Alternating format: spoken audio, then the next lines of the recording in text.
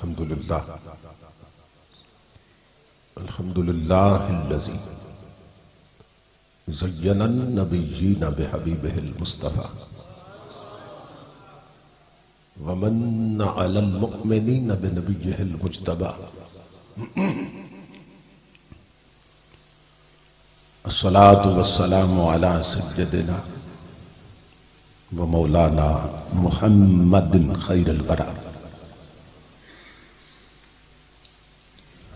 وعلى آله وأصحابه المتأدبين بالتقوى أما بعد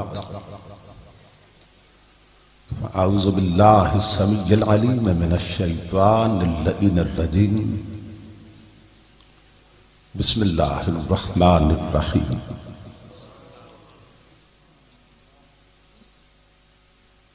لقد كان لكم في رسول الله أسوة حسنة صدق الله مولانا العظيم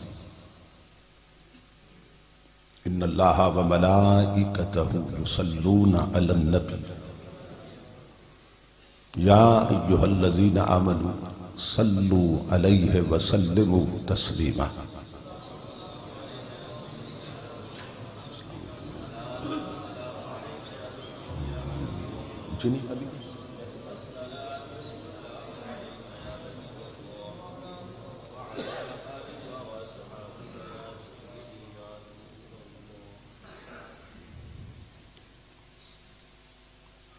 لائق صد احترام سرمایہ ملت اسلامیہ یادگار اسلاف محقق اہل سنت شیخ طریقت حضرت العلامہ سید اسد اللہ صاحب اسد دامت برکاتہ العالیہ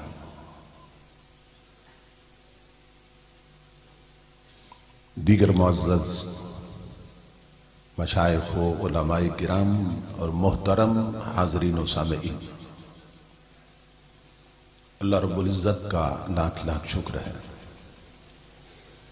کہ جس نے اپنی توفیق خاص سے آپ کو اور مجھے آج کی اس عظیم الشان، عظیم المقاصد اور کثیر البرکات کانفرنس میں حاضری کے شرف عطا کیا اور بارگاہ رسالت مآب صلی اللہ تعالیٰ علیہ وآلہ وسلم میں گلہائے عقیدت پیش کرنے کی سعادت عطا فرمائی۔ اس عظیم الشان روحانی اصلاحی تربیتی کانفرنس کے انعقاد پر میں آپ تمام حضرات کی خدمت میں بالعموم اور مخلصی فی اللہ نمونہ اسلاف حضرت علامہ قاری محمد زاہد القادری صاحب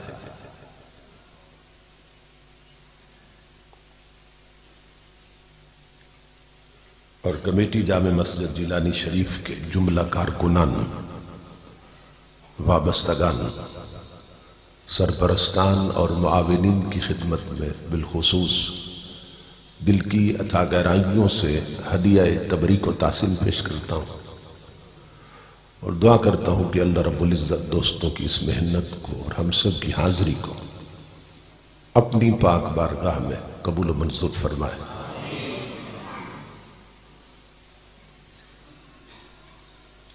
میں حضرت علامہ قاری صاحب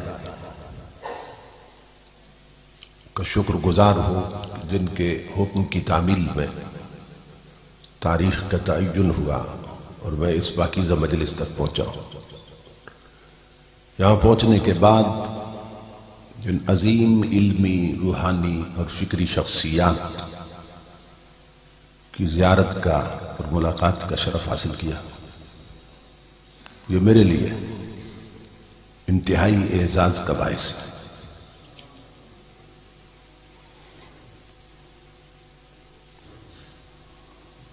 دیکھ رہا ہوں کہ پہلی بار میں صادق آباد میں جن معزز برادران کی دعوت پہ حاضر ہوا وہ تینوں بھائی اس وقت مجلس میں تشریف فرما ہے، محترم ساجد محمود صاحب اور ان کے برادران۔ دور سے اور نزدیک سے انتہائی عقیدت اور محبت کے ساتھ بہت سے لوگ تشریف لائے۔ اللہ سب کو قدم قدم پہ اجر عظیم عطا فرمائے۔ یہ حضرت علامہ قاری محمد زاہد القادری صاحب کا حسن اخلاق ہے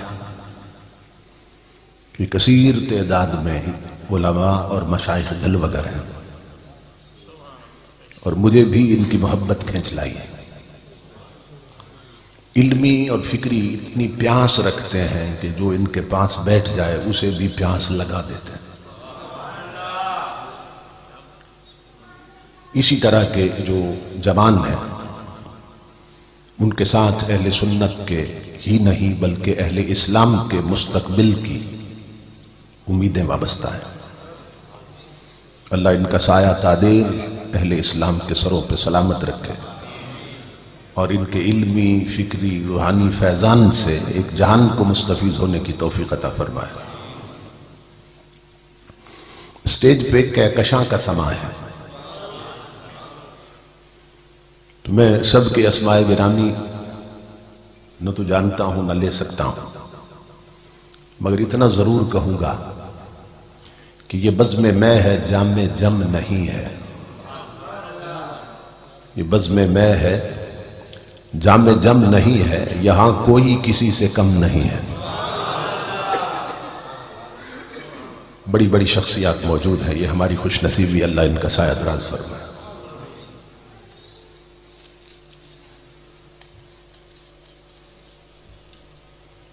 یہاں پہنچتے ہی چودھری اختر صاحب نے جس محبت سے نوازا اس پر بھی میں ان کا شکر گزار ہوں۔ رانا اشرف صاحب مرحوم کے لیے بھی بے شمار دعائیں کہ اللہ رب العزت ان کی قبر پہ کروڑوں رحمتیں ہمیشہ نازل فرمائے۔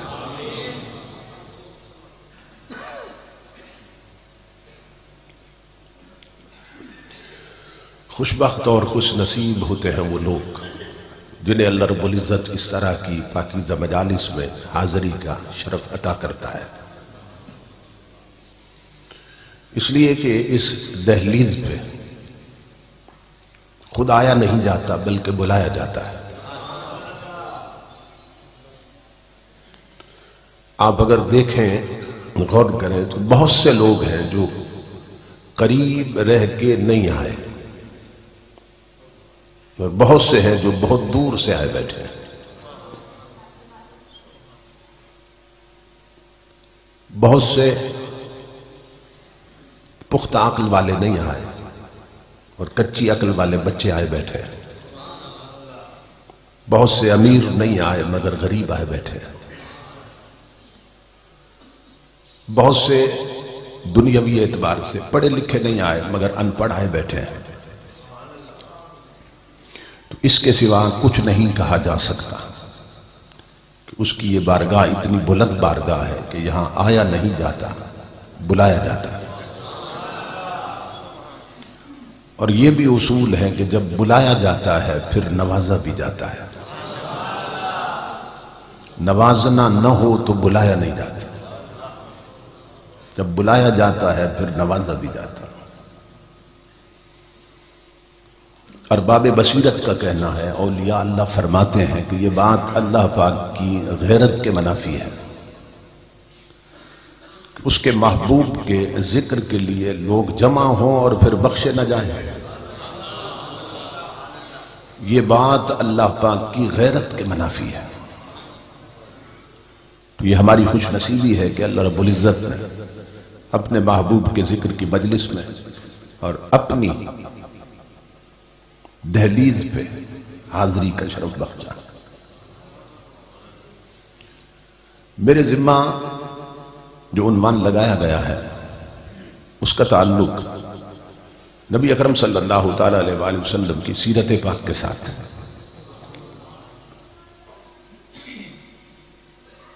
ہم میلاد اس لیے مناتے ہیں کہ جن کی صورت عیان نہیں ہوتی، ان کی سیرت بیان نہیں ہوتی ہے۔ پہلے میلاد ہوتا ہے تو پھر سیرت ہوتی ہے۔ تو اگر حضور تشریف نہ لاتے، میلاد نہ ہوتا، تو سیرت کہاں سے ملتی؟ اس لیے ہم حضور صلی اللہ علیہ وسلم کا میلاد بھی مناتے ہیں اور حضور کی سیرت بھی بیان کرتے ہیں۔ اور آج میں یہ عرض کروں گا کہ ہم حضور کی سیرت کیسے بیان کرتے ہیں۔ یہ ٹائٹل تو آپ کو بہت جگہوں پہ نظر آئے گا، سیرت النبی کانفرنس ہو رہی ہے، لیکن وہاں تاریخ بیان ہوتی ہے، سیرت بیان نہیں ہوتی۔ یہ المیہ ہے کہ تاریخ کو بعض لوگوں نے سیرت کا نام دے دیا ہے۔ لائف اور کریکٹر میں فرق ہوتا ہے۔ تو نبی اکرم صلی اللہ تعالی علیہ وآلہ وسلم ایسی شخصیت ہیں کہ جنہیں اللہ رب العزت نے پوری کائنات کے لیے نمونہ بنا کے بھیجا ہے۔ اگر ان کی سیرت کے بیان میں بھی وہی باتیں کی جائیں جو کئی لوگوں میں ہو سکتی ہیں، تو پھر ہم نے سیرت بیان نہیں کی ہے۔ جو سیرت نگار ہے وہ چھپا ہوا حسن تلاش کرتا ہے کہ وہاں سے جب پردہ ہٹایا جائے تو دنیا کو پتہ چل جائے کہ جس مقام پہ حضور ہے اس تک کوئی پہنچ نہیں سکتا۔ تو چونکہ اتنے بلند تھے، اسی سبب سے اللہ رب العزت نے اپنے بندوں کو حکم دیا کہ اس یار کے پیچھے چلو، اس محبوب کے پیچھے چلو۔ لَقَدْ كَانَ لَكُمْ فِي رَسُولِ اللَّهِ أُسْوَةٌ حَسَنَةٌ، فرمایا تمہارے لیے سب سے بہتر نمونہ میرے حبیب کی زندگی میں ہے، سب سے بہتر نمونہ میرے محبوب کی ذات میں ہے۔ ہمارے ہاں کچھ آیات ایسی ہیں جو بالعموم بیان ہوتی ہیں، مگر ان کا جو معنی ہے وہ محدود کر دیا گیا ہے، اور لوگوں نے بھی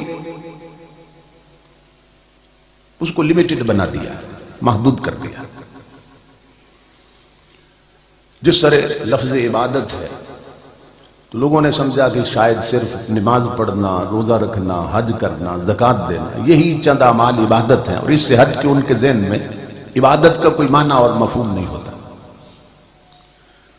اسی طرح نبی اکرم صلی اللہ تعالی علیہ وآلہ وسلم کی سیرت کے حوالے سے جب یہ بات ہو کہ آپ کی ذات ہمارے لیے بہترین نمونہ ہے، تو بہت سے لوگ یہ سمجھنے لگ جاتے ہیں کہ شاید صرف نماز پڑھنے میں حضور کی ذات ہمارے لیے نمونہ ہے، یا شاید فقط حج کرنے میں نمونہ ہے، یا شاید صرف روزہ رکھنے میں نمونہ ہے۔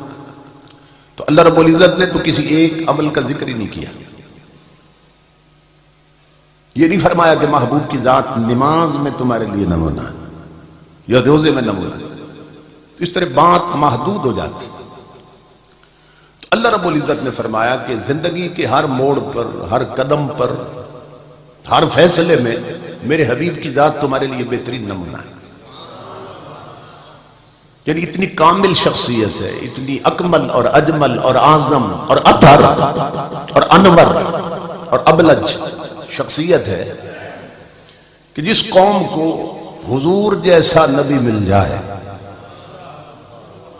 اللہ فرما رہا ہے جس قوم کو حضور جیسا نبی مل جائے اسے کسی اور لیڈر کے پیچھے چلنے کی ضرورت نہیں رہتی۔ اتنی کامل شخصیت آپ کو کہیں اور نظر نہیں آئے گی۔ اسی لیے حکم دیا جو دیگر لیڈر ہیں، رہنما ہیں، ان کے پیچھے آنکھیں کھول کے بھی چلو نا تو ٹھوکر لگ سکتی ہے، کیونکہ خود انہیں ٹھوکریں لگتی ہیں۔ لیکن امام الانبیاء کی وہ ذات ہے کہ اللہ رب العزت فرماتا نہیں، یہ میرا محبوب اس درجے پہ ہے کہ آنکھیں بند کر کے اس کے پیچھے چلو۔ میں نے صرف رحمت بنا کے بھیجا، آنکھیں بند کر کے چلو اس کے پیچھے۔ اور چونکہ یہ صرف رحمت ہے تو اس لیے جو اس کے پیچھے چلیں انہیں کبھی ٹھوکر نہیں لگتی، ان کا کبھی نقصان نہیں ہوتا۔ میں اتھارٹی اور سٹیٹس اور منصب ہے جو نبوت کا وہ آپ کو سمجھانے لگا۔ فرمایا آنکھیں بند کر کے چلو میرے سبیل کے پیچھے۔ کیسے؟ قرآن میں حکم ہے، دو لفظ اکٹھے آئے ہیں، وَاسْمَعُوا وَأَطِیعُوا۔ فرمایا ہے محبوب کو ماننے والوں، اگر اس کو ماننا ہے تو پھر کیسے ماننا ہے کہ یار کہتا جائے تم کرنے لگ جائے کرو۔ وَاسْمَعُوا، سنو، وَأَطِیعُوا، اور مان لو۔ ہم تمہیں یہ بھی اجازت نہیں دیتے کہ محبوب کچھ فرمائے کہ یوں کرو، اور تم کہو کہ چونکہ عقل محض میں یہ بات نہیں آتی اس لیے ہم پہلے سوچتے ہیں پھر کریں گے، کہ جو وہ فرما رہے ہیں کیا وہ عقل میں آتی ہے؟ تو اگر عقل میں آئی تو پھر ہم مان لیں گے۔ اللہ فرماتا ہے میں اس کی بھی اجازت نہیں دیتا تمہیں۔ یہ جو میں بات سمجھا رہا ہوں یہ بہت سے مسئلوں کا حل ہے۔ فرمایا اگر تم نے محبوب کے حکم کے بعد سوچ کے مانی نا محبوب کی بات، تو پھر اس کا مطلب یہ ہے تم نے اپنی عقل کی مانی، میرے حبیب کی نہیں مانی۔ یہ بات سمجھ آ رہی؟ اگر تم نے سوچ کے مانی تو پھر اپنی سوچ کی مانی ہے نا، میرے حبیب کی نہیں مانی تم نے۔ اور اللہ فرماتا ہے میں نے اس کو بھیجا اسی لیے اور اتنا کامل اور اکمل اور اجمل اس لیے بنایا ہے کہ یار کہتا جائے، سوچنے کی بھی اجازت نہیں دیتا، محبوب کہتا جائے تم کرتے جاؤ۔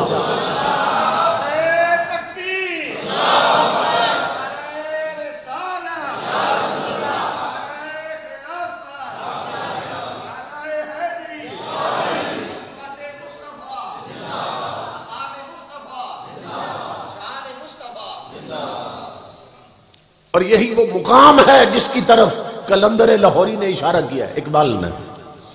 اقبال کہتا ہے عقل قرباں کن بپیش مصطفیٰ، اپنی عقل اٹھا اور تاجدار کائنات کے قدموں پہ قربان کرتا۔ عقل قرباں کن بپیش مصطفیٰ، عقل حضور پہ قربان کرتا۔ ادھر محبوب کہتا جائے تم کرتے جاؤ،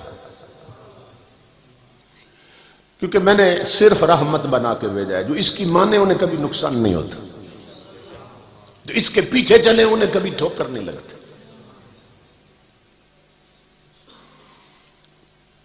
اب جو آنکھیں بند کر کے چلے تھے نا حضور کے پیچھے، اللہ نے ان کے ایمان کو بھی ہمارے لیے ماڈل بنا دیا۔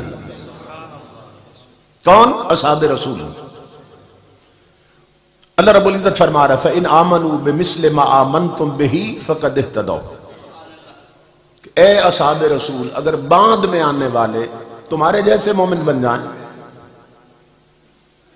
اے ابو بکر عمر عثمان و علی طلحہ اور زبیر اور بلال، اور اے اصحاب رسول اگر بعد میں آنے والے تمہارے جیسے مومن بن جائیں تو ہم ہدایت یافتہ ہونے کی انہیں ڈگری اور گارنٹی دیتے ہیں۔ اصحاب رسول کے ایمان کو بھی نمونہ بنا دیا۔ کیوں؟ اس لیے کہ انہوں نے یار کی ایسی مانی کہ عقل قربان کر دی حضور۔ بخاری شریف میں ہے، حضرت ابو ہریرہ آتے ہیں حضور کی بارگاہ میں، آگے عرض کرتے انی اسمع منک حدیثا کثیرا یا رسول اللہ فانساہ، یا رسول اللہ صلی اللہ علیہ وسلم میں آپ کی بہت سی باتیں سنتا ہوں مگر بھول جاتا ہوں، مجھے نسیان ہے، بھولنے کی بیماری ہے، میں بھول جاتا ہوں۔ تو یا رسول اللہ نگاہ کرم فرمائیے، امام الانبیاء کیا فرماتے ہیں؟ اب سترداک فرمایا تجھے بھولنے کی بیماری ہے، بھول جاتا ہے نا، فرمایا اچھا پھر چادر بچھا دے،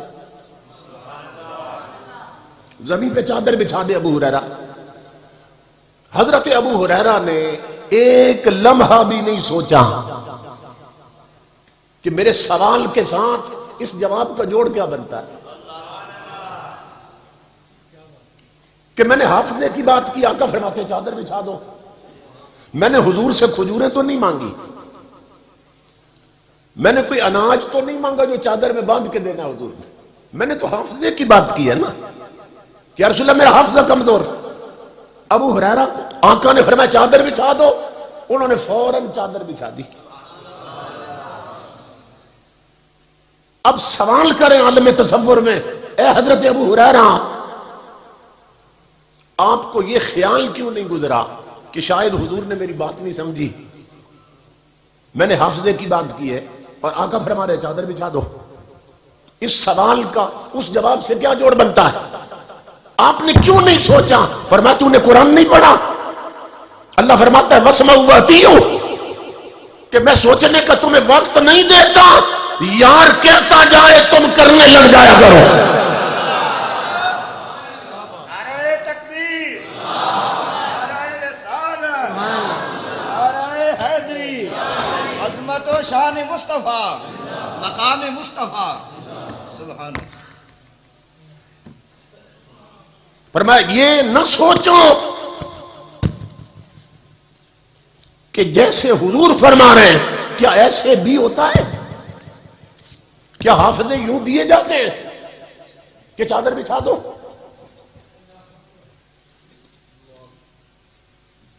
یہ نہیں سوچنا کہ ایسا نہیں ہوتا، کیا ایسا کہیں ہوتا ہے؟ فرمایا تمہیں یہی تو بتانا چاہتے ہیں اصحاب رسول کہ یہ بارگاہ مصطفیٰ ہے، جو کہیں نہیں ہوتا وہ یہاں ہو جاتا ہے۔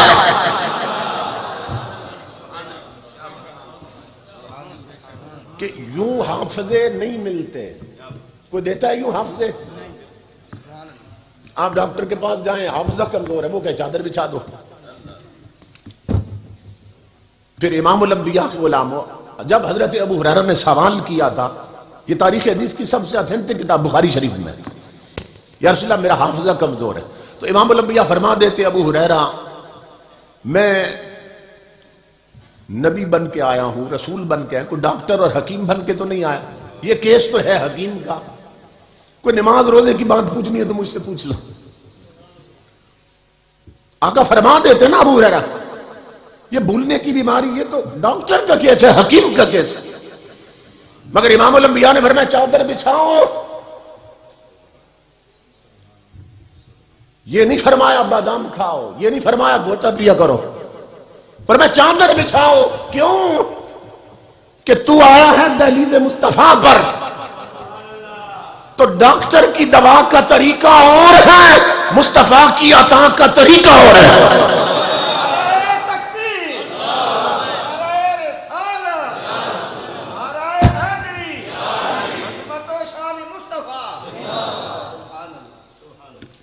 فرمایا ابو ہریرہ چادر بچھا دو، انہوں نے بچھا دی۔ تاجدار کائنات کے غلام بخاری شریف میں حضور کے خالی ہاتھ اٹھے تھے اور خالی ہی جڑ گئے تھے اور خالی ہی مڑ گئے تھے، چادر خالی ہاتھ اٹھے، خالی جڑے اور خالی مڑے۔ امام الانبیاء نے چادر پہ الٹ کے ہاتھ فرمایا ابو ہریرہ اب چادر کو سینے سے لگا دے۔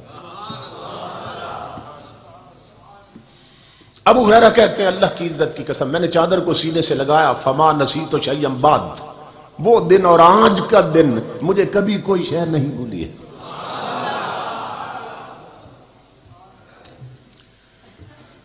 تاجدار انبیاء کے غلاموں، دیکھنے والوں نے دیکھا کہ خالی ہاتھ اٹھے تھے اور خالی ہی جڑے تھے اور خالی ہی پلٹے تھے۔ تو کچھ دیکھنے والوں نے انہوں نے کیا کہا؟ حضور خالی ہاتھ تھے، کیونکہ نظر خالی آ رہے تھے نا، انہوں نے کہا ہاتھ خالی تھے حضور کے ہاتھوں میں کچھ نہیں تھا، وہ کچھ نہیں دے سکتے تھے کسی، ہاتھ خالی تھے، خالی جڑے اور خالی مڑے۔ بریلی کے تاجدار امام احمد رضا محدث بریلی بھی فرمانے لگے وہ خالی دیکھ کر خالی نہ سمجھو، یہ ابو ہریرہ سے پوچھو ان خالی ہاتھوں میں کیا رہتا تھا۔ اعلی حضرت فرماتے ہیں مالک کونین ہیں گو پاس کچھ رکھتے نہیں، خالی دیکھ کے خالی مت سمجھو، مالک کونین ہیں گو پاس کچھ رکھتے نہیں، اور دو جہاں کی نعمتیں ہیں ان کے خالی ہاتھ میں، دو جہاں کی نعمتیں ہیں۔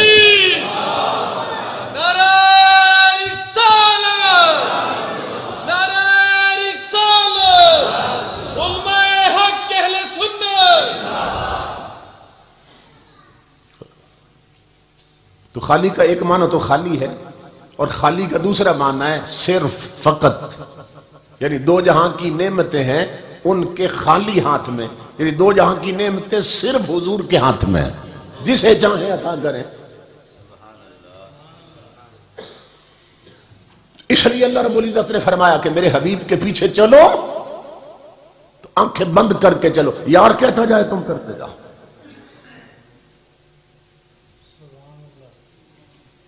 کیونکہ تمہیں پیدا ہی اس لیے کیا ہے۔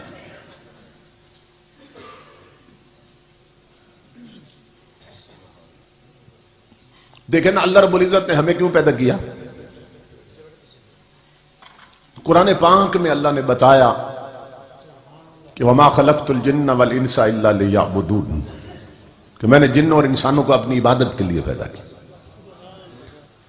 اور پھر ایک اور مقام پہ اللہ رب العزت نے فرمایا سورہ ملک میں الذی خلق الموت والحیات لیبلوکم ایکم احسن عملا، کہ میں نے زندگی تمہیں اس لیے دی ہے اور موت سے اس لیے گزارتا ہوں تاکہ میں دیکھوں کہ تم میں سے اچھے عمل کون کرتا ہے۔ میں نے موت و حیات کو اس لیے پیدا کیا کہ میں دیکھوں کہ تم میں سے اچھے عمل کون کرتا ہے۔ اس دنیا میں تمہیں اس لیے بھیجا کہ ہم پرکھیں، جانچیں اور امتحان لے کہ تم میں سے اچھے عمل کون کرتا ہے۔ تو یہ قرآن سے واضح ہوا نا کہ ہمیں پیدا اس لیے کیا کہ دیکھیں اچھے عمل کون کرتا ہے۔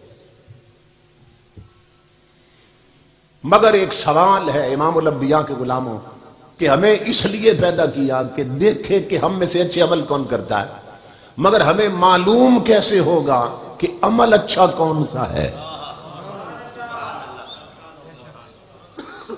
ہمیں خبر کیسے ہوگی کہ یہ عمل اچھا ہے؟ وہ ہمیں تو اس لیے پیدا کیا نا کہ اچھے عمل کرتے ہو کہ نہیں کرتے، تو ہمیں کیسے خبر ہو کہ یہ عمل اچھا ہے؟ تو فرمایا اس کے لیے میں نے اپنے حبیب کو پیدا کیا ہے، اس کے لیے اپنے محبوب کو بھیجا۔ کیا مطلب؟ یار کرتا جائے اور عمل اچھے بنتے جائیں۔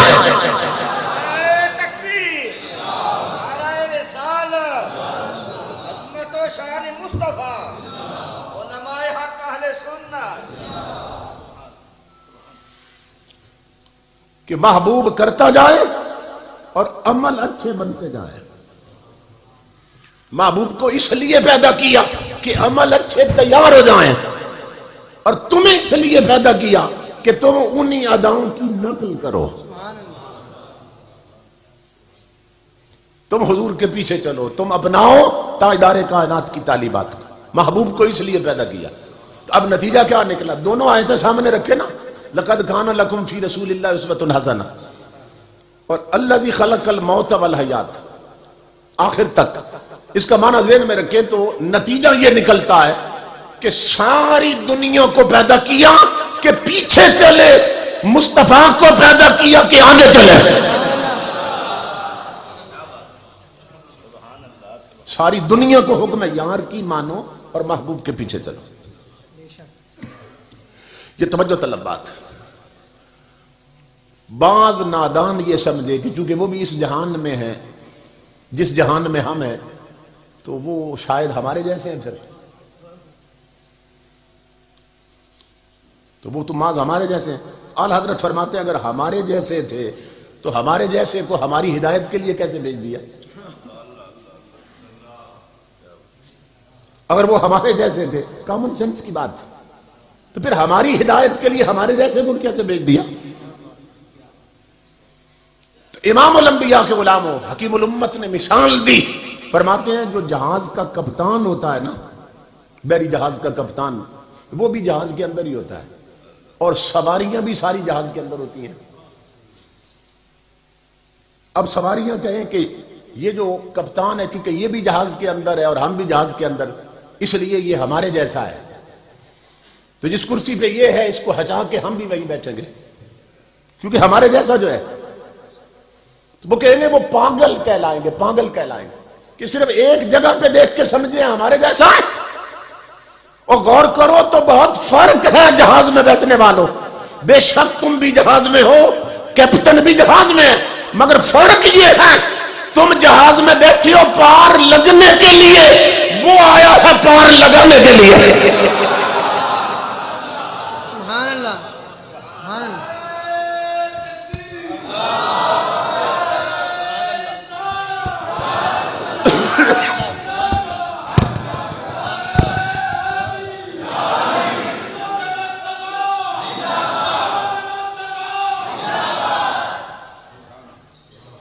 تو کوئی فرق نہیں ہے۔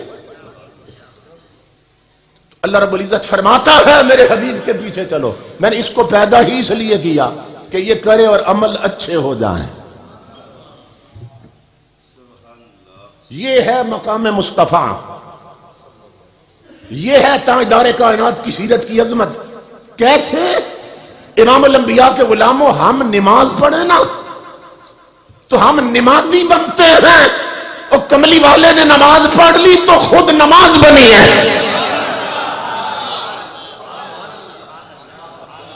ہم حج کر لیں تو ہم حاجی بنتے ہیں، مصطفیٰ نے حج کیا تو خود حج بنا ہے، تو وہ ہمارے جیسے ہیں۔ اس لیے حکم ہے یار کو ماننے والوں، آنکھیں بند کر کے اس حبیب کے پیچھے چلو، وَاسْمَعُوا وَأَطِیعُوا، یار کہتا جائے تم کرتے جاؤ۔ اللہ اکبر۔ تو اللہ نے ہم پہ احسان کیا کہ ہمیں حضور کا امتی بنا دیا، لیکن ہمیں اس کا ادراک نہیں ہے، اس کا شعور نہیں ہے کہ کتنی بڑی نعمت اللہ رب العزت نے ہمیں عطا فرمائی۔ یہ ہمارے پڑوس میں انڈیا ہے، ہندوستان۔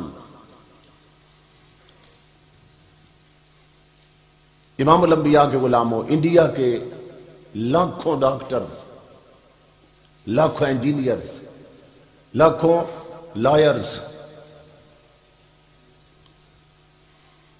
بڑی بڑی ڈگریوں والے، کوئی کہہ سکتا ہے کہ وہ ان پڑھ ہیں؟ جو ایم اے پاس ہیں، جو ایم ایس سی ہیں، جو ایل ایل بی ہیں، جو پی ایچ ڈی ہیں، بڑی بڑی ڈگریاں ہیں، لاکھوں نہیں کروڑوں لوگ انڈیا کے ڈگری ہولڈر ہے، کوئی کہہ سکتا ہے کہ وہ ان پڑھ ہے؟ مگر اس دور میں بھی امام الانبیاء کے غلاموں صورتحال یہ ہے کہ وہ صبح اٹھتے ہیں اور گائے کا چھوٹا پیشاب پیتے ہیں۔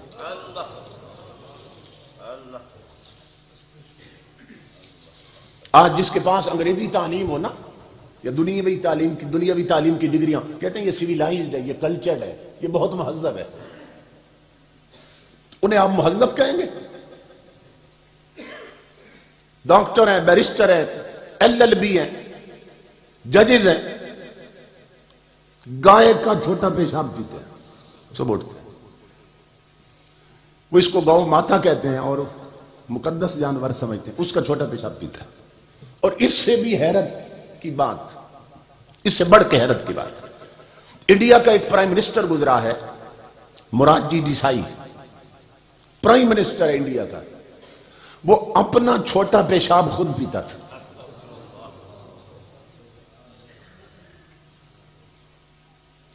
وزیر اعظم، پرائم منسٹر آف انڈیا، اپنا چھوٹا پیشاب خود پیتا ہے۔ تو جب لوگوں نے اس سے پوچھا بھائی تو یہ کیوں پیتا ہے، تو یہ اس کے لفظ ہیں، وہ کہتا ہے یہ ایک بہترین ٹانک ہے، یہ فلٹر ہو کے آتا ہے، بہترین ٹانک۔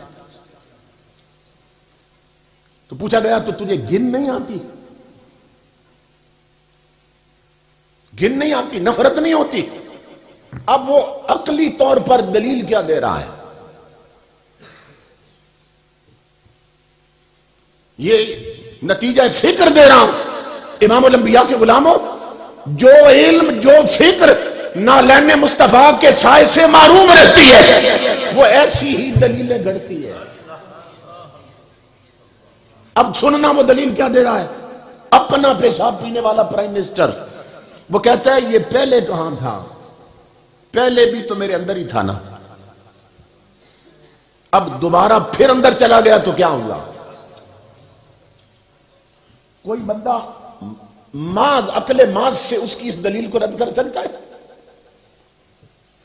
پہلے بھی تو اندر ہی تھا پھر دوبارہ چلا گیا تو کیا ہوا؟ یہ وہ عقل ہے جس پہ نالین نبی کا سایہ نہیں ہے، جو وحی کی روشنی سے محروم ہے، یہ وہ علم ہے۔ لیکن امام الانبیاء کے غلاموں، اگر اس مسجد میں مدرسہ اور یقیناً ہوگا، پہلے دن ماں قاعدہ دے کر بچے کو سکول بھیجتی ہے، مسجد میں جا کے قرآن پاک شروع کرو۔ آپ دیکھتے ہیں، غور نہیں کرتے۔ آپ نے دیکھا ہوگا اگر بارش لگی ہے اور بچہ آیا ہے وہاں مسجد میں مدرسے میں اور کوئی ہلکا سا کیچڑ کا چھینٹا اس کے کپڑوں پہ پڑ گیا تو آئے گا مسجد میں مدرسے میں، قاعدہ چوم کے اونچی جگہ پہ رکھے گا اور جائے گا چوٹیوں پر اور دھو رہا ہے اس کو مل مل کے دھو رہا ہے۔ یہ ابھی کسی کالج میں نہیں گیا، ابھی اس نے سکول کا منہ نہیں دیکھا، الف بے پڑھنے آیا ابھی۔ اس کی فکر میں اتنی نظافت کہاں سے آ گئی؟ اس کے مزاج میں اتنی طہارت کہاں سے آ گئی کہ جو انڈیا کے پرائم منسٹر کو بھی نصیب نہ ہو سکی، لاکھوں کروڑوں پی ایچ ڈی کو وہ نصیب نہ ہو سکی، یہ کہاں سے آئی ہے اس بچپن میں اتنی بلندی فکر میں؟ تو مدینے سے آواز آ رہی ہے، نادان تجھے نہیں معلوم کہ پیدا ہونے کے بعد اس کی ماں نے اسے دودھ بعد میں پلایا تھا اور اس کے کانوں میں نام نبی کی اذان پہلے دی گئی تھی۔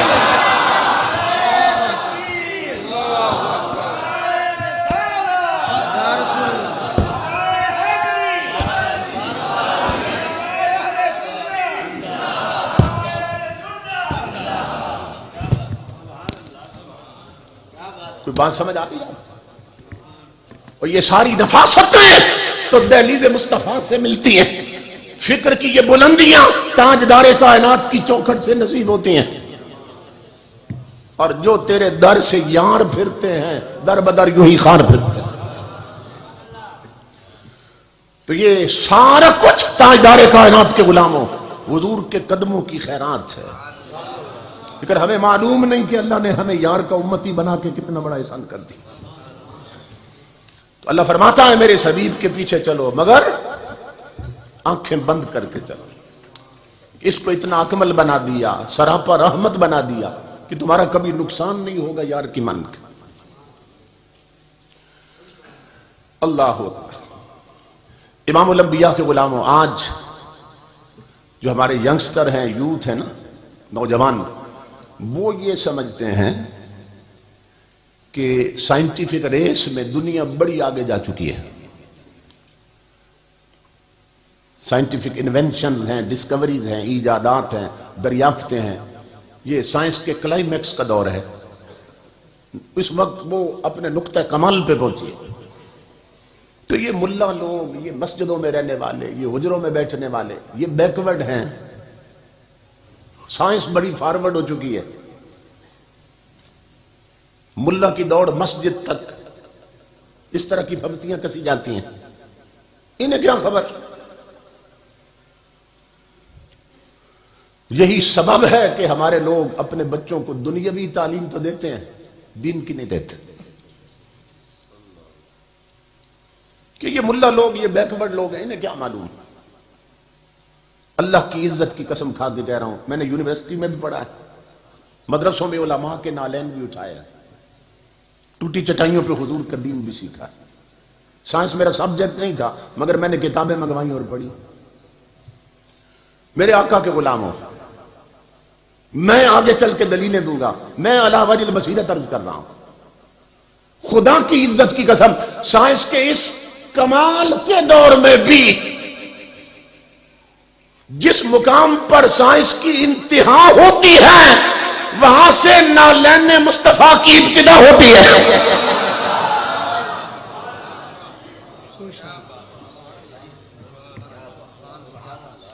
یہ ذہن میں رکھیے. میں پورے ملک میں نہیں، عالم اسلام میں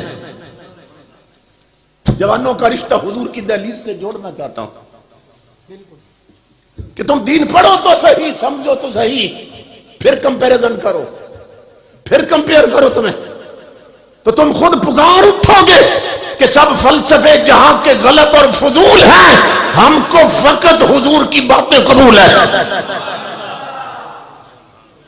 مگر ہم اس بازار سے نہیں گزرے، ہم نے سودا ہی نہیں خریدا اس بازار کا. ہمیں کیا معلوم حضور ہمیں کیا عطا فرما کے گئے. تو اللہ رب العزت فرماتا ہے آنکھیں بند کر کے اس حبیب کے پیچھے چلو. تو ہمیں حضور کی پیروی کرنی، اندر سے باہر تک حضور کا بننا ہے. اسی میں ہماری کامیابی ہے. میرے آقا کے غلاموں،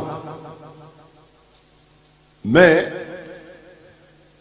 یورپ کے دورے پہ گیا تو وہاں سے کتاب جو انگریزوں نے چھاپی تھی وہ میں خرید کے لایا، The 100. پاکستان میں اس کا ترجمہ تو چھپ ہی چکا تھا. یہ سن 1969 میں چھپی ہے یہ کتاب، نیو یارک سے. تو میں وہاں انگریزوں کی چھاپی ہوئی لے کے آیا. اس کا رائٹر ہے ڈاکٹر مائیکل ایچ ہارٹ. اس نے وہ کتاب لکھی ہے. اب اس کے ذہن میں کیا تھا، اس نے دیباچہ میں ذکر کیا ہے کہ میں یہ سوچ رہا تھا کہ میں پوری ہیومن ہسٹری کا مطالعہ کروں، انسانی تاریخ کا، صرف اسلامی تاریخ کا نہیں، اور میں یہ دیکھوں کہ انسانی تاریخ میں بڑے لوگ کتنے گزرے ہیں. اپنی اچیومنٹس کے حوالے سے کارہائے نمایاں، اپنی کارکردگی، علم، نالج، وزڈم، ہر دور میں اونچے درجے کے لوگ کتنے گزرے. وہ کہتا ہے میں ہر دور سے نہ بندے چنتا گیا جو مجھے پسند آئے، اور جب میرا مطالعہ مکمل ہوا تو میں نے چیک کیا تو 100 بندے الگ ہو چکے تھے پوری انسانی برادری سے، اور میری نظر میں یہ سب سے اونچے تھے. یعنی یہ 100 انسانیت کے سردار نظر آئے مجھے. وہ ڈاکٹر مائیکل ایچ ہارٹ کہتا ہے، وہ کہتا ہے پھر میں نے سوچا کہ اب میں کتاب چھپوا دوں، جو اتنی محنت کی ہے باقیوں کو بھی معلوم ہو کہ یہ پوری انسانی برادری کے 100 بندے سردار ہیں. وہ کہتا ہے جب کتاب چھپوانے کا میں نے ارادہ کیا تو میرے ذہن میں بات آئی بھئی اب کتاب شروع کس کے ذکر سے کروں کہ 100 کے 100 بندوں سے تو کتاب شروع نہیں نہ ہوگی. نمبر 1 پہ کس کو رکھوں؟ اور میں نے 100 تک جانا ہے کیونکہ 100 بندوں کا ذکر ہے تو چیپٹر وائز ان کا ذکر کروں گا. تو نمبر 1 پہ کس کو رکھوں؟ تو پھر دل میں بات آئی کہ جو ان 100 میں بھی نمبر 1 ہے نا اسی کو نمبر 1 پہ لاؤ اپنے کردار اور اپنی عظمت میں. جو ان 100 کا بھی سردار ہے اس کو نمبر 1 پہ لاؤ. میں کتاب لایا ہوں انگریزوں کی چھپی، لکھنے والا اورینٹلسٹ عیسائی ہے، عیسیٰ علیہ السلام کا امتی ہے، مگر میرے آقا کے میلاد میں آنے والوں وہ کتاب کا آغاز عیسیٰ علیہ السلام کے ذکر سے نہیں کرتا. وہ کتاب کی ابتدا شیکسپیئر کے ذکر سے نہیں کرتا ہے، ہٹلر کے ذکر سے نہیں کرتا ہے، آئنسٹائن کے ذکر سے نہیں کرتا ہے، برنارڈ شاہ کے ذکر سے نہیں کرتا ہے، نیپولین کے ذکر سے نہیں کرتا ہے، اپنے کسی بڑے انگریز تھنکر اور مفکر اور سائنسدان کے ذکر سے نہیں کرتا ہے. اور وہ کافر اور عیسائی ہو کر کتاب کی ابتدا ہی ذکر مصطفیٰ سے کر رہا ہے.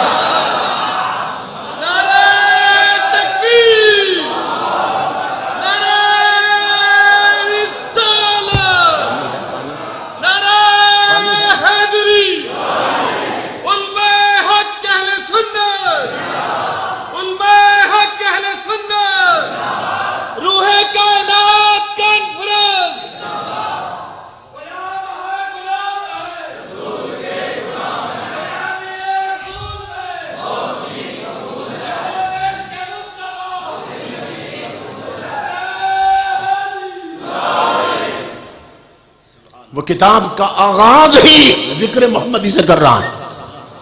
گویا وہ بتا رہا ہے کہ میں نے جب پوری انسانیت کو چھان پھٹک کے دیکھا تو یہ 100 بڑے نظر آئے تھے، اور جب 100 کو چھان پھٹک کے دیکھا تو مدینے والا سب سے اونچا تھا۔ اس نے 2 صفحے بھر دیے تاجدار کائنات کے ذکر میں، اور ایک سنٹنس سنانے لگا، وہ کہتا he was the only man in history۔ ہمارے تو نادان کہتے ہیں، وہ تو ہمارے جیسے ہیں اور ہم ان جیسے ہیں۔ وہ جو عظمت پہچان چکا ہے وہ کہتا ہے only man، صرف وہ ایک ہے اور کوئی نہیں ہے۔ He was the only man in history who was supremely successful on both the religious and secular levels۔ وہ کہتا ہے محمد عربی کے غلاموں، اگر تم کہو تمہارا نبی سب سے اونچا ہے تو کوئی کہہ سکتا ہے بھی امتی جو ہوئے تو ہر امتی کو اپنا نبی اونچا ہی لگتا ہے، محب جو ہوئے ہر محب کو محبوب اونچا ہی لگتا ہے، تو تمہاری بات پہ انگلی اٹھائی جا سکتی۔ وہ ڈاکٹر کہتا ہے کہ مجھ پہ انگلی نہیں اٹھ سکتی، اس لیے کہ میں تمہارے نبی کا کلمہ نہیں پڑھتا، میں ان کا عاشق بھی نہیں ہوں، میں تو صرف علم اور فکر کا چراغ لے کے نکلا تھا کہ اس فکر اور علم کے چراغ کی روشنی میں دیکھوں سب سے اونچا کون ہے۔ تو کہتا ہے محمد عربی کے غلاموں تمہیں مبارک ہو، اگر عشق کی دنیا میں مصطفیٰ سب سے اونچے ہیں تو عقل کی دنیا میں بھی مصطفیٰ سب سے اونچے ہیں۔ وہ یہ بات سمجھا رہا ہے۔ اللہ رب العزت اسی لیے فرما رہا ہے اس یار کے پیچھے آنکھیں بند کر کے چلو، وَاسْمَعُوا وَأَطِیعُوا، یار کہتا جائے تم کرنے لگ جائے گا۔ اللہ اکبر۔ امام الانبیاء کے غلاموں، میں فیصل آباد میں نا کہکشاں کالونی ہے، وہاں پہ سیرت کانفرنس تھی اور میرا بھی اسٹاف تھا، تو وہاں مختلف لوگ بلائے ہوئے تھے، انہوں نے جو سیرت پہ گفتگو کر رہے تھے۔ ان میں ایک بندے کا اعلان کیا مجھ سے پہلے جو پی ایچ ڈی تھے سیرت میں، ان کے لیے انہوں نے بولا لفظ محقق سیرت تشریف لاتے ہیں۔ بہت خوش ہوا کہ علم میں اضافہ ہوگا، ایمان تازہ ہوگا، گفتگو کریں گے۔ تو وہ جب اپنا مقالہ پڑھنے لگ گئے جو محنت کر کے لائے تھے، تو وہ بات یہاں سے شروع کر رہے ہیں کہ حضور صلی اللہ علیہ وسلم مکہ میں پیدا ہوئے اور والد کا نام عبداللہ تھا اور والدہ کا نام آمنہ تھا، اور ہمیشہ سچ بولتے تھے اور غریبوں کا خیال رکھتے تھے اور کمزوروں کی مدد کرتے تھے۔ بس یہی باتیں کر کے پورا مقالہ پڑھ گئے۔ مجھے افسوس ہوا کہ انہوں نے تاریخ اور سیرت کا فرق نہیں بیان کیا۔ ہے تو یہ محقق کی سیرت ہے، مگر انہیں نہیں معلوم کہ حضور کی سیرت کیسے بیان ہوتی ہے۔ پہلے یہ سمجھ لیں کہ لفظ سیرت کا معنی کیا ہے۔ قرآن پاک میں اللہ رب العزت نے یہ لفظ استعمال کیا ہے، کہاں پہ؟ کہ جب فرعون کے جادوگروں کے ساتھ حضرت موسیٰ علیہ السلام کی ٹکر ہوئی نا، انہوں نے جو رسیوں کے سانپ بنائے تھے تو انہوں نے بھی اپنا عصا پھینکا اللہ کے حکم پر، اور وہ بھی سانپ بن گیا۔ لکڑی کا ڈنڈا تھا اور عصا بن گیا، وہ سانپ بن گیا۔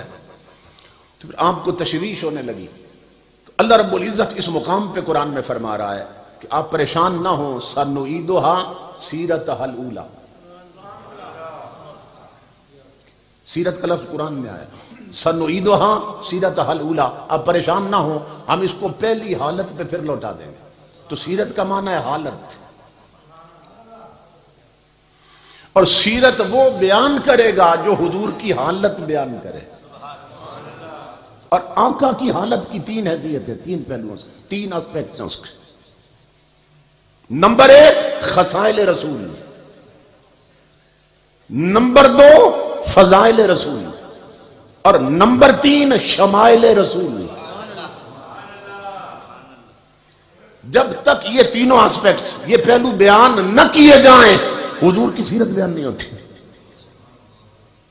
تو یہ تاریخ بیان کرتے ہیں، مکہ میں پیدا ہوئے، تو کیا امتیاز پیدا کیا تو نے؟ مکہ میں اور کوئی پیدا نہیں ہوا،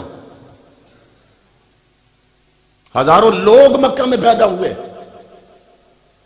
تو اس میں امتیاز کیا ہے کہ حضور کو فالو کیا جائے؟ چونکہ مکہ میں پیدا ہوئے اس لیے پیچھے چلو۔ آپ کا نام محمد صلی اللہ علیہ وسلم، باپ کا نام عبداللہ، والدہ کا نام آمنہ، تو یہ اور بھی کئی لوگوں کے نام ہو سکتے ہیں، ماں باپ کے نام ہو سکتے ہیں، اس کے اپنا نام ہو سکتا ہے۔ امتیاز کون سا ہے کہ حضور کے پیچھے چلو؟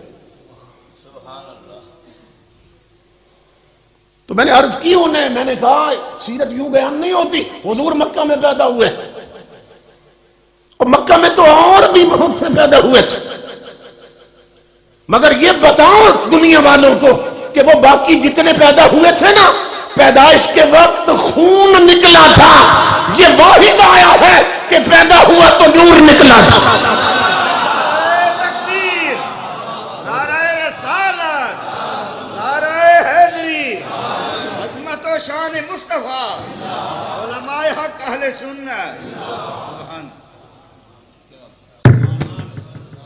اب اللہ نے سب کو فکر دی، ایمان سے بتائیں بھئی، یوں بیان ہونی چاہیے نا سیرت۔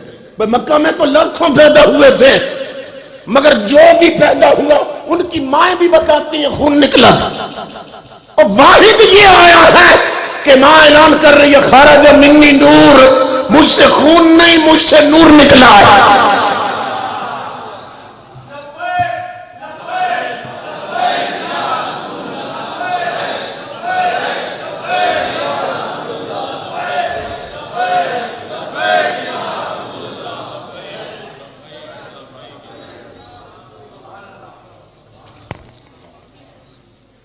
یہ ہے بیان سیرت، وعلیکم السلام، یہ ہے بیان سیرت، یوں سیرت بیان ہوتی ہے۔ حضور بھی ماں کے پیٹ میں رہے 9 مہینے تک، اب یوں سیرت بیان ہو رہی ہے، تو باقی کہیں گے اس میں کیا کمال، ہم سارے اتنی مدت رہے۔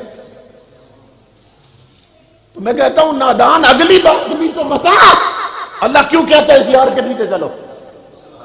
یہ باقی بھی ماں کے پیٹ میں رہے، تو اپنی والدہ سے بھی پوچھ اور حضور کی امی سے بھی پوچھ کہ تو بھی ماں کے پیٹ میں رہا، تو اس دوران تیری ماں کو کتنی الٹیاں آئی تھی، کتنا جی متلایا تھا، کتنا دل گھبرایا تھا جب تو آیا تھا۔ پہلے کوئی الٹی نہیں آتی تھی، پھر املی چاٹتی تھی، پھر مٹی کھاتی تھی، کبھی اچار کھاتی تھی کہ جی متلا رہا، تو پیٹ میں تھا تو تیری ماں کا حال یہ تھا کہ الٹیاں آنے لگ گئی تھی۔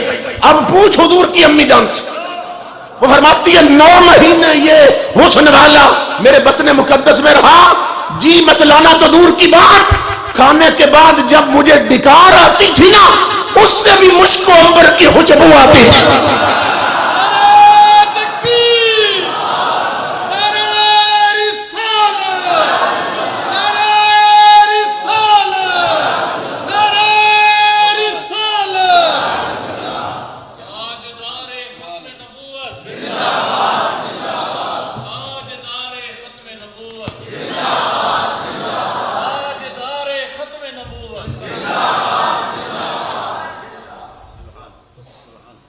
اب سمجھ آئیے آپ، یہ سیرت بیان ہو رہی ہے کہ تاجدار کائنات کو پتھر لگے تھے تو خون نکلا تھا، اور پھر آگے اسی کو دلیل بنا کے تو ثابت ہوا ہمارے جیسے تھے نا، خون نکلا تھا تو خون بشر کا نکلتا ہے۔ وہ اگلی بات بھی تو بتا کہ تیرا خون جہاں سے نکلے اپنے مخرج سے بہ جائے، مخرج سے بہ جائے تو ناپاک کر دیتا ہے جسم کو، وضو توڑ دیتا ہے، اس کی مثلیت کے دعوے کر رہا ہے۔ اس صحابی سے پوچھ جس نے وہ خون پیا تھا، وہ کہتا تھا شہد سے میٹھا تھا، مشک و عنبر سے زیادہ خوشبودار تھا۔ اگلی بات بھی تو بتاؤ کہ وہ کیا تھا، سمجھ رہے؟ تو اللہ رب العزت فرما رہا ہے اس حبیب کے پیچھے چلو۔ آپ فرماتی ہیں خرج منی نور، اور حقائق تو حقائق ہوتے ہیں نا، جس دور میں بھی ہو حقیقت تو حقیقت ہوتی ہے۔ 40 سال جب حضور کی عمر مبارک ہوئی، اس وقت قرآن نازل ہونا شروع ہوا، اور اس قرآن میں اللہ نے فرمایا قد جاءکم من اللہ نور، لوگوں آ گیا تمہاری طرف اللہ کی طرف سے نور۔ تو جو چیز 40 سال بعد قرآن میں اللہ نے بتائی ہے، وہی جنم دیتے ہی حضور کی امی بتا رہی ہے کہ مجھ سے نور نکلا تھا۔ تو مطابقت کیا ہے؟ جب بھیجا ہی نور تھا تو نور ہی تو نکلنا تھا. فرماتی ہیں مجھ سے نور نکلا تھا. اور امام الانبیاء کے غلاموں فرماتی ہیں کہ اسی نور میں میں نے ملک شام کے محلات دیکھ لی. اس پر کوئی کہہ سکتا ہے بھئی چلو یہ تو ہر نور کی خاصیت ہے کہ وہ شاید دکھا دیتا ہے. یا آپ در و دیوار مسجد کے دیکھ رہے ہیں، ایک دوسرے کا چہرہ دیکھ رہے ہیں تو نور میں ہی تو دیکھ رہے ہیں نا، نور کی روشنی میں تو دیکھ رہے ہیں آپ. کوئی کہہ سکتا ہے بھی حضرت آمنہ نے بھی نور کی روشنی میں دیکھا، تو سارے دیکھتے ہیں لائٹ کی روشنی میں دیکھتے ہیں. مگر میں بتانے لگا ہوں امام الانبیاء کے غلام کہ یہ ہے سیرت جو اب حصہ نکالنے لگا ہوں اس سے، کہ سارے نور میں ہی دیکھتے ہیں. یہ بھی نور ہے، یہ لائٹ جو ہے نا یہ بھی نور ہے. اب یہ اگر اس طرح کے 10 بھی لگا دیے جائیں اور گراؤنڈ ہو کھلا تو اس لائٹ کی روشنی میں آپ کتنے دور تک دیکھ لیں گے؟ ایک فرلانگ تک بھی شاید نہ دیکھ کر آگے پھر اندھیرا مسلط ہو جائے گا. تو یہ بھی لائٹ ہے. لیکن اگر سورج ہو صبح، سورج دوپہر کا وقت ہو تو پھر آپ چھت پہ کھڑے ہو تو کتنی دور تک دیکھ لیں گے؟ کئی میل تک دیکھ لیں گے آپ. لیکن ایمان سے بتائیے کہ جتنے میل تک آپ دیکھ لیں گے سورج کی روشنی میں، کیا اتنے میل تک پہچان بھی لیں گے کہ کون آ رہے ہیں؟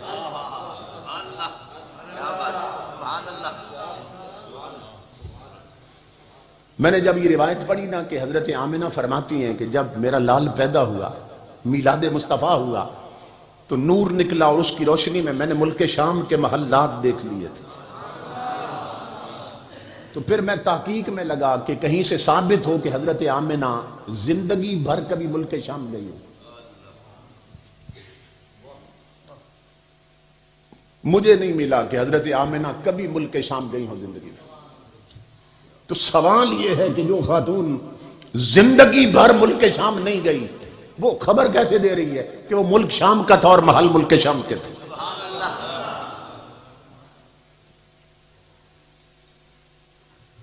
آپ نے زندگی بھر لاہور نہ دیکھا ہو، کوئی آپ کو لاہور شہر کی ایک تصویر دکھا دے کہ اس کی ویڈیو دکھا، آپ پہچان لیں گے یہ لاہور ہے؟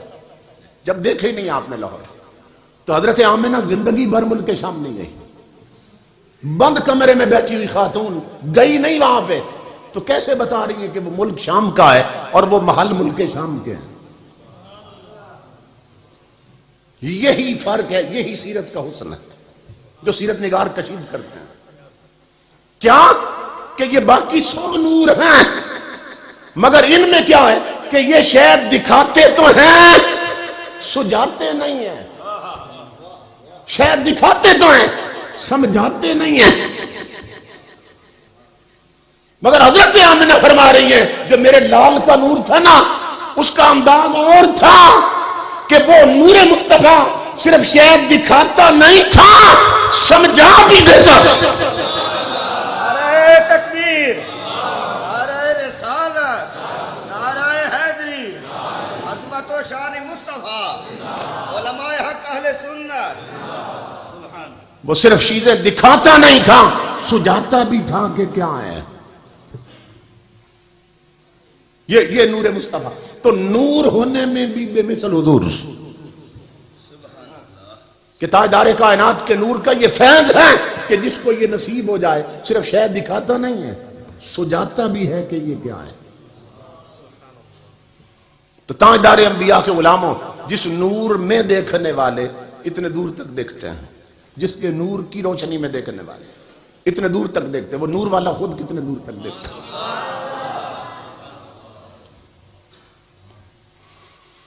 اللہ اکبر. تو تاجدار انبیاء اللہ رب العزت نے اسی لیے پوری کائنات کے لیے ماڈل اور نمونہ بنا دیا. فرمایا واحد ایک ایسی شخصیت پیدا کر دی میں نے کہ جس کو بنا کے ہم نے قلم ہی توڑ دیا تھا. اتنے بلند ہیں تاجدار کائنات. حضرت شاہ ولی اللہ محدث دہلوی اپنے قصیدہ میں لکھتے ہیں اور بڑے عجیب پہلو سے بات کی انہوں نے. عربی کا قصیدہ ہے. حضرت شاہ ولی اللہ فرماتے ہیں وَإِن تَمْدَحْ رَسُولَ اللَّهِ يَوْمًا فَحَاذِرْ أَن تُكَسِّرَ فِي الثَّنَاءِ. بحاشا بأن تقول لہ المعالی بہی کل المعالی والولائی. ایک عجیب اینگل سے بات کر رہے ہیں، سننا غور سے. اب فرماتے ہیں میرے دوست اگر تجھے کبھی اللہ توفیق دے کہ تو اللہ کے حبیب کی تعریف کرے تو خبردار گھاٹے کی بات نہ کر بیٹھنا. تاجدار انبیاء کی بات کرتے ہوئے کمی کی بات نہ کر بیٹھنا. اور وہ کمی کیسے سمجھا رہے ہیں؟ وہ فرماتے ہیں یہ بھی نہ کہنا کہ حضور بلندیوں پہ کھڑے ہیں. پوری توجہ ہوگی تو آپ کو بات سمجھ آئے گی. کہ یہ بھی نہ کہنا کہ حضور بلندیوں پہ کھڑے ہیں. کیوں؟ اس سے یہ تاثر ملتا ہے کہ وہ اس لیے بلند ہے کہ بلندیوں پہ کھڑے ہیں. ایک بندہ پہاڑ پہ کھڑا ہو اونچا نظر آئے گا کہ نہیں؟ تو اس کو اونچا کس نے کر رکھا ہے؟ پہاڑ نے. تو شاہ ولی اللہ فرماتے ہیں یہ نہ کہنا کہ حضور بلندیوں پہ کھڑے ہیں.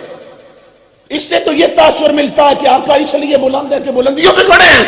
وہ فرماتے ہیں نہیں، اور بلندی خود بنی اس لیے کہ اس پہ حضور کھڑے ہیں.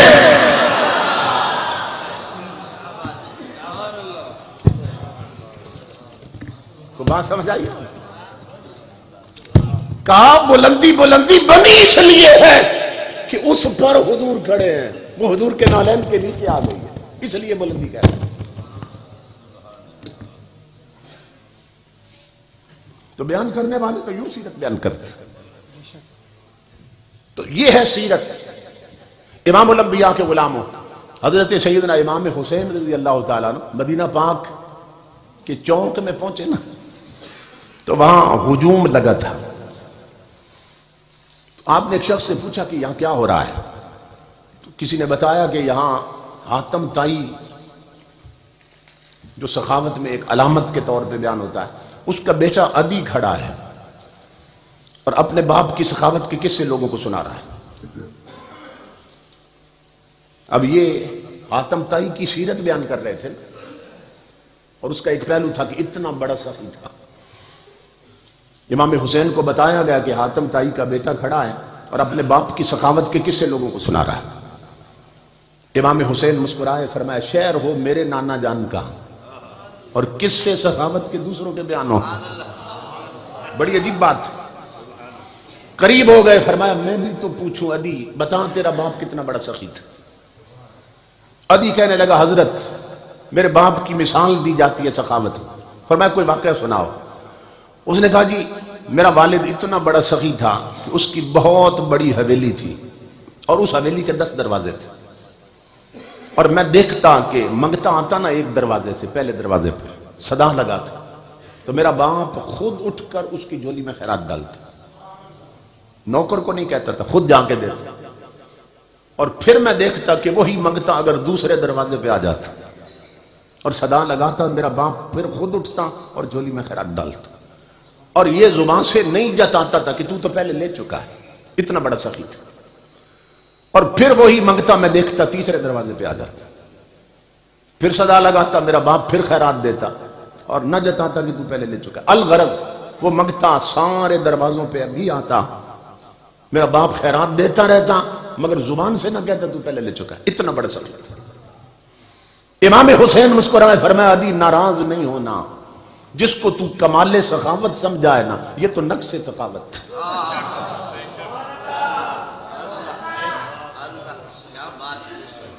اور یہ تو عیب ہے سخاوت کا جو تو بتا رہا ہے. اس نے کہا حضرت وہ کیسے؟ اب یہ سیرت بیان ہونے لگی ہے. ایک سیرت وہ بیان کر رہا تھا، اب امام حسین بتا رہے ہیں میرے نانا کی سیرت کیسے بیان کرنی ہے. فرمایا سونے دی یہ تو نقص سخاوت ہے. تو خود کہتا ہے تیرے باپ کی بڑی حویلی تھی اور 10 دروازے تھے اور منگتا پہلے دروازے پہ آ کے صدا لگاتا. تو کہتا ہے باپ اٹھ کے خیرات دیتا تھا، خود دیتا تھا نا، تو بتا چکا. تو کہتا ہے منگتا پھر دوسرے دروازے پہ آتا اور پھر صدا لگاتا، تیرا باپ پھر خیرات دیتا. مگر عدی مجھے اتنا بتا کہ منگتا جب ایک دروازے سے خیرات لے چکا ہوتا پھر دوسرے دروازے پہ کیوں آتا تھا؟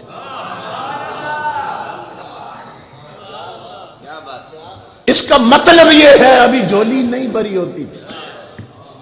پھر وہی منگتا تو کہتا ہے تیسرے پہ آتا. اس کا مطلب یہ ہے ابھی منگتے کی طلب پوری نہیں ہوتی تھی. اور تیرا باپ کیسا سخی تھا کہ منگتوں کو دروازے پھراتا رہتا, پھر بھی وہ منگتے رہتے. فرمایا عدی آ میں تجھے بچاؤں. میرے نانا کی کوئی بڑی حویلی نہ تھی, ایک کچا سا مکان تھا اور دروازہ بھی نہیں تھا, بوری لٹکی رہتی تھی.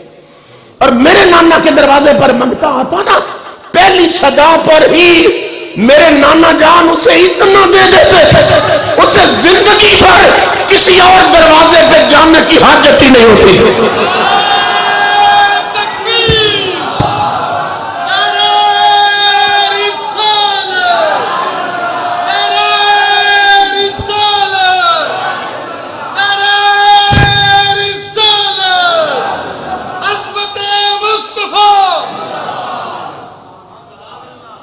تیرا باپ کیسا سخی تھا کہ 10 دروازے پھرا کر بھی منگتا پھر منگتا رہتا تھا, اس کی طلب پھر طلب رہتی تھی. میرے نانا کا ایک ہی دروازہ تھا, پہلی صدا پر منگتے کو اتنا دیتے کہ منگتا پھر منگتا نہیں رہتا, داتا بن جاتا تھا. اور یہ فقط امام حسین کی صرف بات نہ تھی, تاریخ پڑھو تاجدار کائنات کے غلاموں. تو مثالیں دے رہا ہوں. جب منگتا گیا تھا مدینے کی طرف, جب منگتا گیا تھا مدینے کی طرف, جولی پھیلائی تھی تو عبد القادر جیلانی تھا. جب خیرات پا کے بیٹھتا تو غوث اعظم بن چکا تھا. منگتا گیا تھا دہلیز مصطفیٰ پر, جب جولی پھیلائی تھی تو صرف معین الدین تھا. خیرات پا کے بیٹھتا تو غریب نواز بن چکا تھا. منگتا گیا تھا چوکھٹے مصطفیٰ پر تو صرف احمد سرہندی تھا. خیرات پا کے پلٹا تو مجدد الفسانی بن چکا تھا. منگتا گیا تھا دہلیز مصطفیٰ پر تو فقط احمد رضا تھا. جب خیرات پا کے پلٹا تو اعلی حضرت بن چکا تھا. اس دروازے کے منگتے پھر منگتے نہیں رہتے. منگتا گیا تھا تو فقط محمد باہو تھا. جب مصطفیٰ کی خیرات ملی تو سلطان العارفین بن چکا تھا. منگتا گیا تھا تو صرف فرید الدین تھا. مدینے والے نے بھیک دی تو گنج شکر بن چکا تھا. اس دروازے کے منگتے منگتے نہیں رہتے. کوئی سلطان بنتا ہے, کوئی داتا بنتا ہے, کوئی غریب نواز بن جاتا. یہ ہے حضور کی سیرت. اس لیے کسی نے کہا ہے نہ رئیس ہوں نہ امیر ہوں, نہ میں بادشاہ نہ وزیر ہوں, تیرا عشق ہے میری سلطنت, میں اسی کا ادنی فقیر ہوں. نہ رئیس ہوں نہ امیر ہوں, نہ میں بادشاہ نہ وزیر ہوں, تیرا عشق ہے میری سلطنت, میں اسی کا ادنی فقیر ہوں. میرے پاس ساغر جم نہیں, مجھے پھر بھی کوئی علم نہیں, تیری ایک نگاہ نیاز سے میں جہاں میں سب سے امیر ہوں.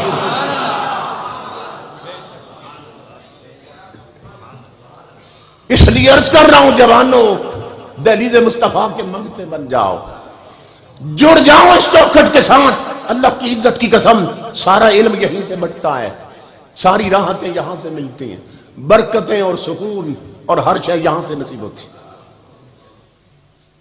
مگر ہم نے وہ دہلیز چھوڑ دی, اسی لیے آج ٹھوکریں مقدر بن گئے. میں 5-7-8 سال پہلے کی بات ہے غالباً, یورپ کے دورے پہ گیا تو رمضان شریف میں آخری 2 ہفتوں کے لیے, تو جو پہلا خطاب تھا وہ تھا آکسفورڈ میں, جو شہر ہے انگلینڈ کا, آکسفورڈ یونیورسٹی وہاں کی بہت مشہور ہے.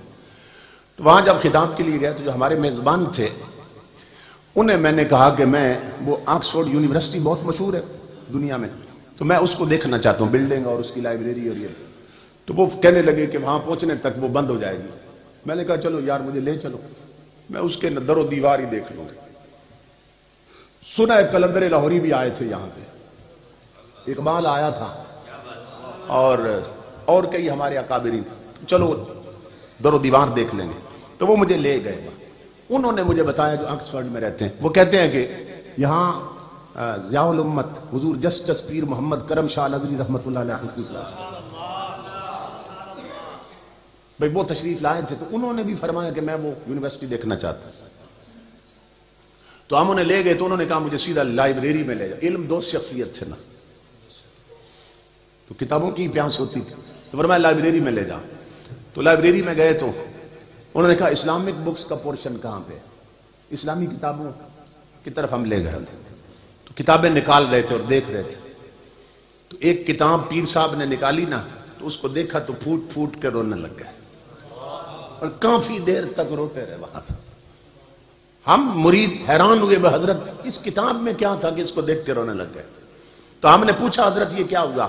آپ فرمانے لگے یہ ہمارے شیخ اکبر حضرت محی الدین ابن عربی, یہ ان کے ہاتھوں کی لکھی ہوئی کتاب انگریزوں کی لائبریری میں پڑھی. اور میں برمنگھم یونیورسٹی میں گیا تو وہاں شیخ اکبر پر انگریز لڑکوں نے پی ایچ ڈی کی ہے. وہ ہماری نئی نسل کو معلوم ہی نہیں شیخ اکبر کون ہے. یہ ٹچ موبائلوں پہ بیٹھے ہیں, یہ کمپیوٹر پہ بیٹھے ہیں, یہ نیٹ پہ بیٹھے ہیں, ان کی آنکھیں کچھ اور دیکھ رہی ہیں, یہ کسی اور چیز کے رسی اور عادی ہو چکے ہیں.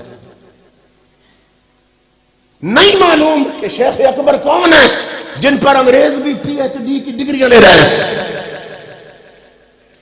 تو پیر صاحب رونے لگے, فرمایا ہمارے شیخ اکبر ان کے ہاتھوں کی کتاب یہاں پہ پڑھی. اسی ٹریجڈی پر اقبال بھی تڑپا تھا, اور اقبال نے کہا تھا کبھی اے نوجوان مسلم تدبر بھی کیا تو نے, وہ کیا گردوں تھا تو جس کا ہے ایک ٹوٹا ہوا تارا. اے مسلمان نوجوانوں کیا کبھی سوچا ہے کس آسمان کے ٹوٹے ہوئے تارے ہو تم, اور کتنی بلندیوں سے گر گئے ہو. آج ہم اتنے چور چور کیوں ہیں, ٹکڑے ٹکڑے کیوں ہو چکے ہیں؟ اس کا سبب بتایا ایک فقیر نے. وہ کہتا ہے سنو, حیران نہ ہو بدن کو میرے چور دیکھ کر کہ میرے اتنے ٹکڑے کیوں ہوئے. وہ کہتا ہے میں بتاتا ہوں, حیران نہ ہو بدن کو میرے چور دیکھ کر, ان رفتوں کو دیکھ جہاں سے گرا ہوں میں, کہ جو چیز جتنی بلندی سے گرے اتنی زیادہ ٹوٹتی ہے. تو ہم بہت بلندی سے گرے ہیں اس لیے اتنے ٹکڑے ہو گئے. اقبال رویا تھا. آج رومانٹک ناول پڑھنے والے جوانوں,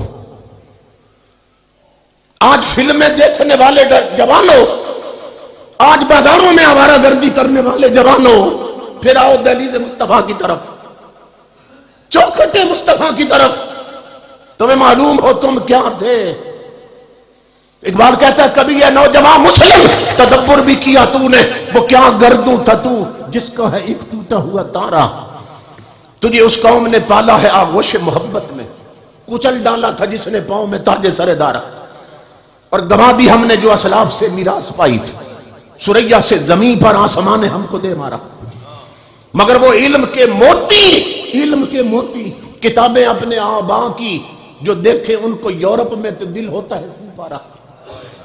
میرے دل کے اقبال کہتا ہے 30 ٹکڑے ہو جاتے ہیں کہ جب میں دیکھتا ہوں کتابیں میرے بڑوں نے لکھی ہیں اور پڑھائی انگریزوں میں جا رہی ہیں, اور ان کے نسخے ان کی لائبریریوں میں پڑھے ہیں.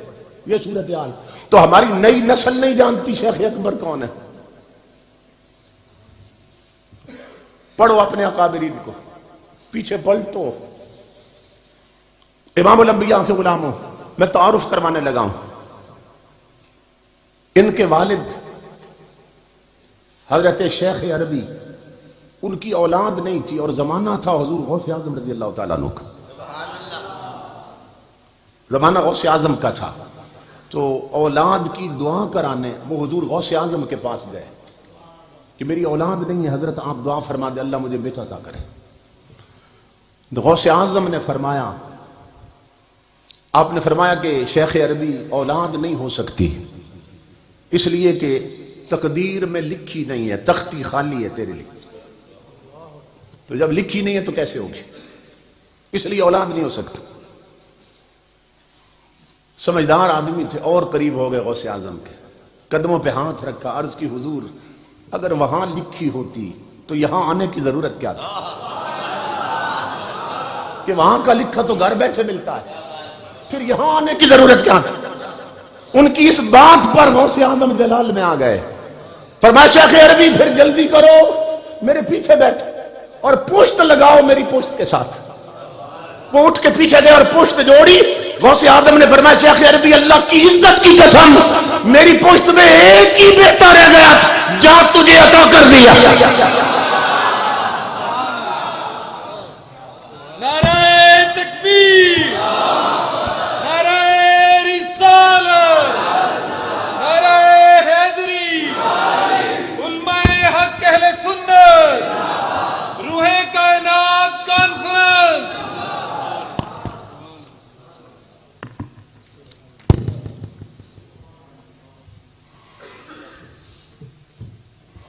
فرمایا میری پشت میں ایک ہی بیٹا رہ گیا تھا، جا تجھے عطا کر دیا۔ غوث اعظم کی اس عطا کے بعد یہ پیدا ہوئے ہیں شیخ اکبر کہ جن کی کتابیں آکسفورڈ کی لائبریری میں پڑھی۔ آج یورپ کی ترقیاں دیکھ کر ہمارے جوان احساس کمتری کا شکار ہو چکے ہیں کہ وہ سمجھتے ہیں کہ ساری ترقی یورپ نے کی ہے، انگریزوں نے کی ہے، کہاں سے کہاں جا پہنچے، دیکھو جی چاند پہ قدم رکھ رہے ہیں۔ تو پڑھتا جو نہیں اپنی تاریخ، اس لیے تو ان کی طرف دیکھ رہا ہے، پیچھے پلٹ کے دیکھ تو صحیح۔ ہوٹلوں پہ، کالجز میں، کیفیٹیریے پہ جوان بات کرتے دیکھو جی انگریز کہاں جا پہنچے، چاند سے بھی آگے نکل گئے۔ سننا دان حضور غوث اعظم رضی اللہ تعالیٰ عنہ بچپن میں آپ کے گھر میں جو آیا رہتی تھی نا دائی خادمہ، تو بچپن میں غوث اعظم کو جھولی میں بٹھاتی تھی اور کھلایا کرتی تھی۔ جب غوث اعظم جوان ہوئے تو وہ ایک دن زیارت کے لیے آ گئی، ملنے کے لیے۔ یہ میں نے جان بوجھ کے نہیں کہا کہ جب غوث اعظم بڑے ہوئے، کیونکہ بڑے تو وہ تب بھی تھے جب چھوٹے تھے۔ یہ میں نے جان بوجھ کے نہیں کہا کہ جب بڑے ہوئے تو ملنے آئی، نہیں، بڑے تو ہمیشہ تھے۔ تو جب جوانی آئی غوث اعظم پر تو وہ ملنے کے لیے آ گئی، آگے بیٹھی رہی، پرانی باتیں چھیڑ دی اس نے، کہنے لگی بیٹا عبد القادر بچپن کی ایک بات رہ گئی تھی آپ سے پوچھنا، یاد نہیں رہی۔ فرمایا اماں کیا بات؟ کہا بیٹا ایک دن آپ بچوں سے آنکھ مچولی کھیلے تھے، بچے چھپتے ہیں نا، چھپنا چھپنا کھیلتے ہیں، ہائیڈ اینڈ سیک، آنکھ مچولی، تو بچے چھپتے تھے تو آپ تو سر پہ پہنچ جاتے تھے، ہر ایک کو ڈھونڈ لیتے تھے، جو چھپتا تھا آپ وہیں پہنچ جاتے تھے۔ تو بیٹا پھر آپ نے کہا تھا ساتھیوں سے کہ اب میں چھپتا ہوں، مجھے ڈھونڈنا۔ تو آیا پوچھنے لگی بچپن کی خادمہ کہ بیٹا آپ کہیں چھپنے نہیں گئے تھے؟ پھر بس صرف حضور پہ درود پڑا تھا، نام لیا تھا آقا کا، اور آپ غائب ہو گئے تھے، تو بیٹا آپ کہاں چلے گئے تھے؟ ہم ڈھونڈ ڈھونڈ کے تھک گئے مگر آپ نہیں ملے۔ تو وہ بات رہ گئی تھی، پھر اچانک آئے کہاں چلے گئے تھے؟ سننا یورپ کی طرف دیکھنے والوں، غوث اعظم ہاتھ پڑے فرمایا اما اللہ کی عزت کی قسم میں چاند میں چھپ گیا تھا۔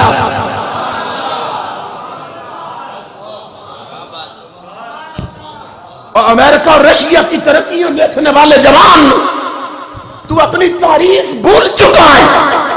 تو کہتے ہیں وہ چاند پہ پہلے پہنچے، پیچھے مڑ کے دیکھ نادان، اور تیری قوم کی ماں نے ایسے ایسے بچے جنے ہیں جو چاند پہ آنکھ مچولی کھیلتے رہے ہیں۔ تجھے کیا خبر، تو کیا ہے؟ غوث اعظم ہاتھ پڑے فرمایا اما اللہ کی عزت کی قسم میں تو چاند میں چھپ گیا تھا۔ وہ سادہ سی بھولی والی دیہاتی عورت پوچھنے لگی بیٹا عبد القادر اچھا چاند میں چھپ گئے تھے، تو کیا اب بھی چاند میں چھپ جاتے ہو؟ اب بھی چھپ سکتے ہو چاند میں؟ غوث اعظم ہاتھ پڑے فرمایا اما کیسی بولی باتیں کرتی، اور وہ تو عبد القادر کا بچپن تھا ماں جب میں چاند میں چھپتا تھا، ماں اب بات بڑی آگے بڑھ چکی ہے۔ کہا بیٹا وہ کیا؟ فرمایا مدینے والے کی زلفوں کی قسم اب ہزاروں چاند عبد القادر میں چھپے رہتے ہیں۔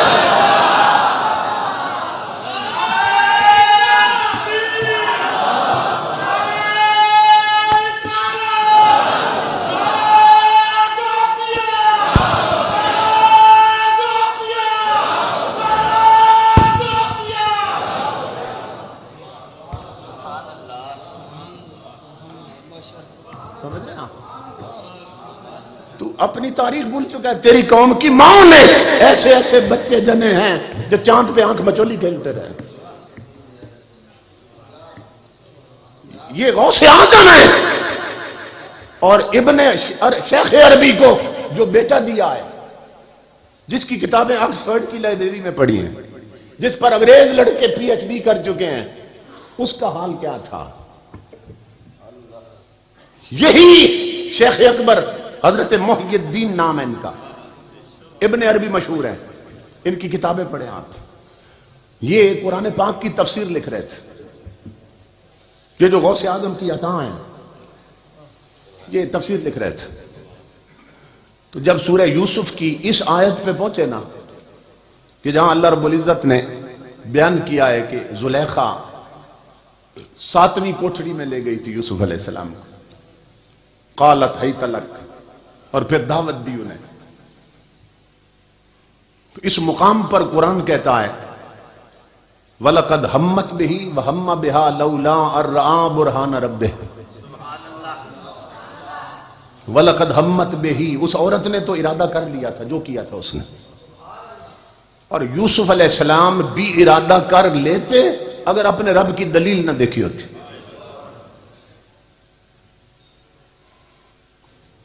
ساتویں کوٹھڑی میں اگر اپنے رب کی دلیل نہ دیکھی ہوتی تو یوسف بھی ارادہ کر لیتے. اب اس مقام پر نہ تفسیر لکھ رہے ہیں قرآن پاک کی. شیخ اکبر کا قلم رک گیا،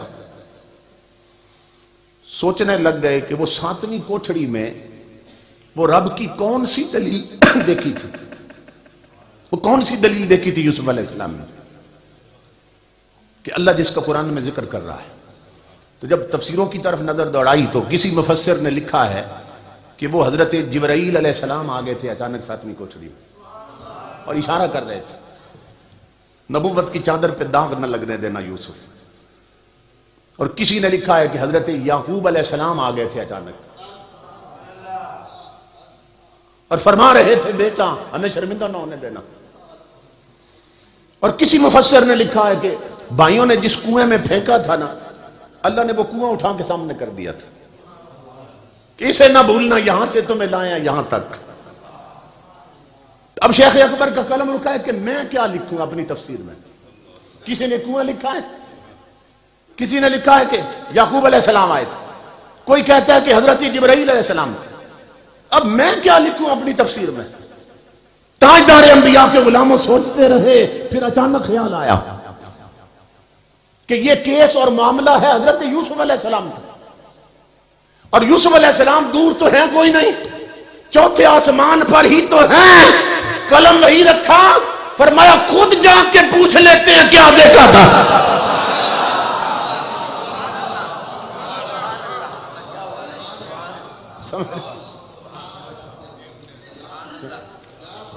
خود دیکھتے، خود پوچھ لیتے ہیں کیا دیکھا تھا. اور قلم وہی رکھ دی، دوات کاغذ وہی رکھ دیے. ایک جست میں امام الانبیاء کے غلاموں شیخ اکبر اتنا بلند ہوئے کہ چوتھا آسمان پیچھے رہ گیا، یہ آگے نکل گئے تھے.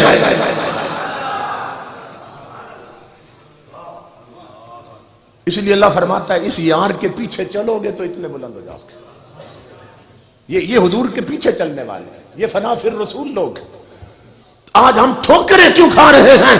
اس لیے کہ ہم حضور کے پیچھے نہیں چل رہے، ہم حضور کے دشمنوں کے پیچھے چل رہے ہیں، ہم انگریز کے پیچھے چل رہے ہیں، ہم یورپ کے پیچھے چل رہے ہیں، ہم کافروں کے پیچھے چل رہے ہیں. اور تاجدار کائنات کی غیرت کا حال یہ تھا. آخری حدیث عرض کر رہا ہوں کہ حضور کی بارگاہ میں ایک صحابی آتے ہیں حضرت عبداللہ بن عمر.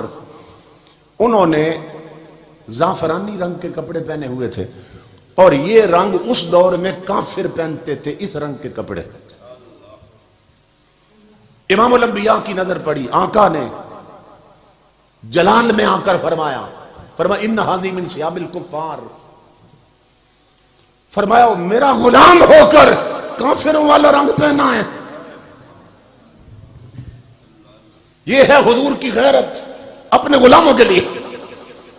آقا کا مزاج، حمیت، غیرت یہ بھی گوارا نہیں کرتی کہ آقا کا غلام اس رنگ کے کپڑے پہنے جس رنگ کے کپڑے دشمن پہنتا ہے. انہوں نے عرض کی میرے آقا اس کا رنگ ابھی کچا ہے، پکا نہیں ہوا، اگر آپ اجازت دیں تو کپڑے اتار کے میں رنگ دھو دیتا ہوں، اتار دیتا ہوں، رنگ ہی آپ کو پسند نہیں آنا، میں اتار کے نا رنگ اتار دیتا ہوں۔ امام الانبیاء اتنے جلال میں تھے اور غضب میں، آقا نے فرمایا کپڑے اتار مگر رنگ نہیں اتارنا، اتار کر انہیں آگ لگا دے، اس لیے کہ دشمن کے کپڑوں کا رنگ اس پہ لگ چکا ہے۔ یہ حضور کی غیرت۔ میرے آقا کے غلاموں جو پیغمبر یہ بھی گوارا نہیں کرتا کہ اس کا غلام کافروں والے رنگ والے کپڑے پہنے۔ آج اس نبی کے دل پہ کیا بیت رہی ہوگی کہ ہماری صورتیں انگریزوں جیسی، ہمارے گھر کا ماحول انگریزوں جیسا، بہو بیٹیوں کا لباس انگریزوں جیسا، شادی کے رسم و رواج انگریزوں جیسے، اور پورے ملک کا ماحول انگریزوں جیسا۔ آج حضور کے دل پہ کیا بیت رہی ہوگی؟ اس لیے میرا پیغام ہے تجھ کو سنبھلنا تو ہے اب وقت، سنبھل جا اے بحر عمیق، اپنے کناروں سے اچھل جا، غافل تجھے پا کر لے آئے ہیں پھر جال۔ یہ الیکٹرانک میڈیا اور پرنٹ میڈیا کا پھیلایا ہوا بے حیائی پر مبنی نظام، یہ رومانٹک ناول، یہ فلمی میگزین، اتنے چینل جو کھلے، یہ سب جال ہیں، غافل تجھے پا کر لے آئے ہیں پھر جال۔ تو باز ہے بلبل نہیں، بستان سے نکل جا، باطل سے نہ ڈر، جنگ کے میدان میں اتر جا، رکھ حق پہ نظر، ماہ و سریا سے گزر جا۔ اور کی تجھ کو حسین ابن علی نے یہ وصیت، مرنا ہے تو ڈر موت سے، جینا ہے تو مر جا، حضور پہ مر جا، مرنا ہے تو ڈر موت سے، جینا ہے تو مر جا۔ تقدیر الہی کے نوشتے بھی وہی ہیں، اللہ بھی وہی، اس کے فرشتے بھی وہی ہیں، اتریں گے ملائک تیری امداد کو اب بھی، گر ذات خدا سے تیرے رشتے بھی وہی، اپنے وہی رشتے پھر بحال کرو، اپنی پیشانیوں میں سجدوں کا نور بھرو، پیشانیاں بجھ گئی جوانوں کی، من کی وادیاں اجڑی ہیں، عشق محمدی کے چراغ جلاؤ، اپنے قدموں کو مسجدوں کے راستوں پہ چلنے کا عادی بناؤ، اپنی بہو بیٹیوں کے ہاتھوں سے رومانٹک ناول چھین لو اور انہیں سیرت فاطمہ کی کتابیں تھماؤ، اپنے گھر کے ماحول میں تاجدار کائنات کے قرآن کی تلاوت کے اجالے لاؤ، برکتیں پیدا کرو تاکہ ہمارا رابطہ پھر مدینے سے جڑ جائے۔ بس یہی میرا پیغام تھا۔ میں بہت زیادہ شکر گزار ہوں اپنے اس عظیم بھائی، عزیز بھائی حضرت علامہ قاری محمد زاہد القادری صاحب کا، کہ جن کے حکم کی تعمیل میں حاضر ہوا۔ اب جس کے جی میں آئے وہی پائے روشنی، ہم نے تو دل جلا کے سر عام رکھ دیا، وما علینا الا البلاغ۔